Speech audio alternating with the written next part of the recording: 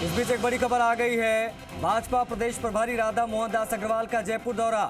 बड़ी जानकारी इस वक्त हम आपको दे दें। बोले कि राष्ट्रीय महामंत्री कभी पैसे लेकर नहीं चलते। आपने मुझे पैसे लेकर आते जाते कभी देखा है क्या? अग्रवाल बोले चुनाव में पार्टी के कई तरह के काम होते हैं, चुनाव का खर्चा होता है, उनके भुगतान भी करने होते हैं। बोले चुनाव में कई तरह के स्टंट भी होते हैं, हारा हुआ व्यक्ति कई बार इस तरह से स्टंट करता है। गोविंद डोटासरा के बयान पर राधा मोहन दास अग्रवाल की प्रतिक्रिया। अब डोटासरा के पास बोलने के अलावा कुछ बचा नहीं है। उनके पास गमछा लेकर नाचने का जो काम है, हो सकता है डोटासरा का प्रदेश अध्यक्ष का पद भी चला जाए। इस प्रकार से घेरते दिखाई दे राधा मोहन दास अग्रवाल। देखिए क्या सदस्यता अभियान की आप समीक्षा कर चुके हैं, अब क्या तैयारी है आगे? तो प्रोग्रेस बहुत अच्छी तैयारी है। ऐतिहासिक सदस्यता होगी। राजस्थान इकाई एक आदर्श इकाई बनेगी, पूरे देश में एक उदाहरण बनेगी। बहुत अच्छे कार्यकर्ताओं का चयन होगा और संगठित और ताकतवर भारतीय जनता पार्टी का संगठन बनेगा। महाराष्ट्र में और झारखंड में कल वोटिंग होना है और उसके बीच आरोप प्रत्यारोप पैसे वैसे तो सब हारे हुए लोगों का यही खेल होता है। कुछ तो लोग कहेंगे ना, चेहरे बचाने के लिए कुछ तो षड्यंत्र करने पड़ेंगे। हम महाराष्ट्र का चुनाव भी जीत चुके हैं और झारखंड का भी जीत चुके हैं। विनोद तावड़े का जो मामला है, आज बाकायदा वीडियो नहीं, महामंत्री हूँ मैं, पैसा लेके जाता हूँ क्या? ये राष्ट्रीय महामंत्री के दायित्व और अधिकार में ही नहीं है। चुनाव के खर्चे होते हैं, कार्यकर्ताओं को पैसे बांटे जाते हैं।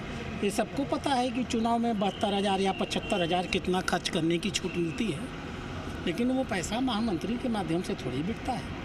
वो कोषाध्यक्ष का काम होता है। हमारे यहाँ सिस्टम है, कोषाध्यक्ष की एक संस्था है, वो उसके माध्यम से और बाकी डॉक्यूमेंटेड पैसा देती है। वाया ऑनलाइन रिकॉर्डेड पैसा हम चुनाव के खर्चे का देते हैं, ऐसे थोड़ी देते हैं। पिछले दिनों जो बैठक हुई उसमें संगठनात्मक चुनाव को लेकर आपने कहा कि किसी की भी दबाव में आने की जरूरत नहीं। कोई ऐसी कोई प्रक्रिया पहले रही क्या आपकी नज़र? ये तो सैद्धांतिक विषय है। कार्यकर्ताओं को उत्साहित करना होता है और संगठन है, संगठन को संगठन के हिसाब से निरपेक्ष तरीके से बनना चाहिए।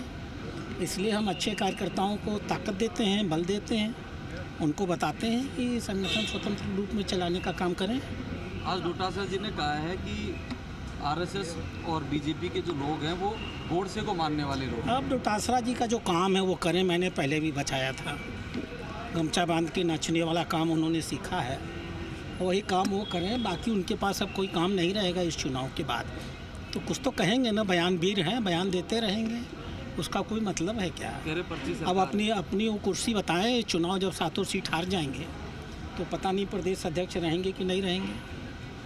अपनी चिंता करें, वो भाजपा और आरएसएस की चिंता न करें। तो चुनाव की घटना को लेकर कहा है कि न्यायिक जांच की बात थी, न्यायिक ये चुनाव आयोग का विषय है। नहीं कहा गया। ये चुनाव आयोग का विषय है। मैंने आपसे पहले भी कहा था, जब तक आचार संहिता लगी हुई है आप मुझसे उम्मीद मत करिए कि मैं देवली नेहरा के घटना के बारे में कोई भी राजनीतिक बयान दूंगा। मैं नहीं दे सकता। सिंगापुर के प्रतिनिधि आ रहे हैं बीजेपी को स्टडी करने के लिए। तो आपने देखा राधा मोहन दास अग्रवाल, उनका बयान। उन्होंने कई सवालों के जवाब दिए, जिसमें उन्होंने डोटासरा पर भी तंज का स्वर कहा कि गमछा लेकर नाचने के अलावा उनके पास कोई काम नहीं है। बयानवीर है, बयान देते रहते, बयान देने दीजिए। 7 के 7 सीटें हारेंगे तो उनका प्रदेश अध्यक्ष का पद भी हो सकता है चला जाए।